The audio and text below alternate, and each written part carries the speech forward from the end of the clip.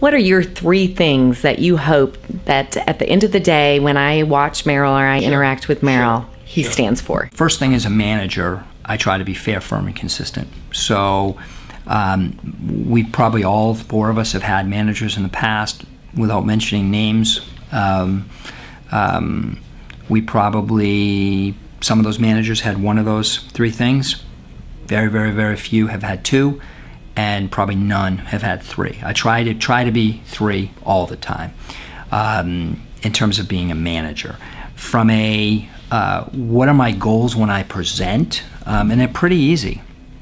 Notwithstanding the ego aspect of it, that I want to be the highest rated speaker, because that, although it's a number and it's a feel good, that means I delivered.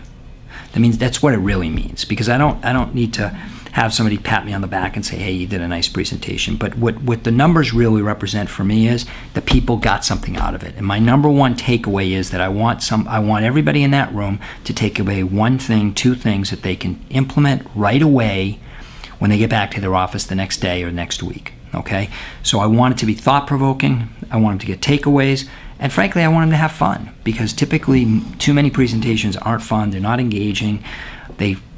They can tend to be a waste of time, and that's really what I want to do. So as somebody's interacting with you on a day-to-day basis, not knowing that you're CEO of a company, not knowing that you do great presentations, what is that human interaction? You know, it's interesting, because when I told you the boring story of the gentleman who parked my car yesterday, and the person who, Cindy, who was at Kohl's last week, I wasn't in a suit, I wasn't in a tie, I had a baseball hat on backwards at Kohl's, I was unshaven, I had a ripped t-shirt probably, I was in shorts and flip-flops, and last night I wore shorts to the Cowboy game. Certainly not one of my better looks, but a look with a Witten shirt on.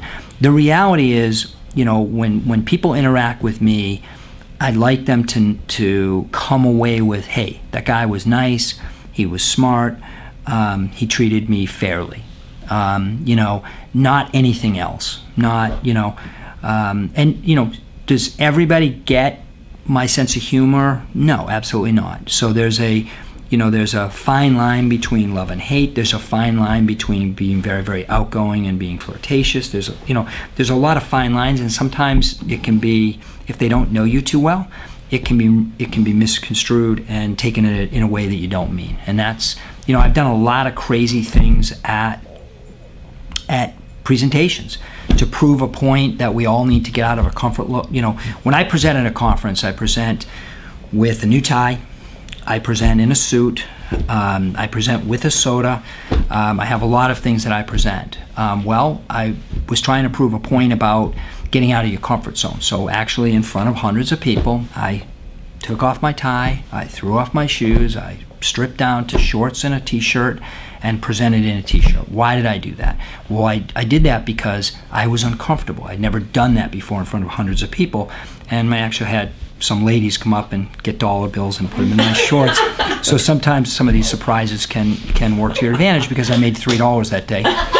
But regardless of that, the reality is that I can't tell you that so many people remember that presentation. Why? Because they never saw anybody stripped down at a high-level presentation in a conference.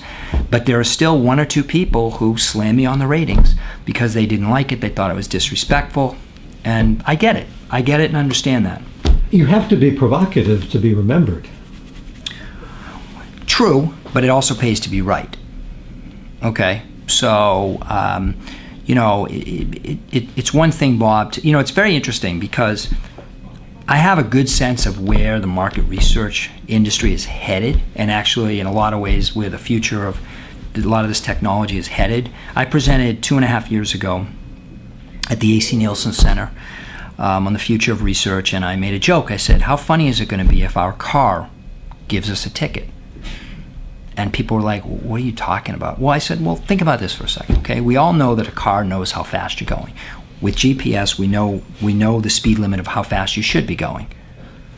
Okay? Why is it such a leap to think that, hey, Bob, you're going 92 miles an hour, the speed limit is 60, I've just given you a $200 ticket. Why is that such a leap? And let police officers do what they should be doing, which is basically catching real criminals as opposed to you and I speeding. And everybody laughed at me, but the reality is that will happen one day. And why couldn't my plant tweet? Why couldn't the refrigerator say, "Hey Merrill, you're out of eggs"? The reality is they can, but people can't see that far ahead, and they don't understand how some of this technology can play.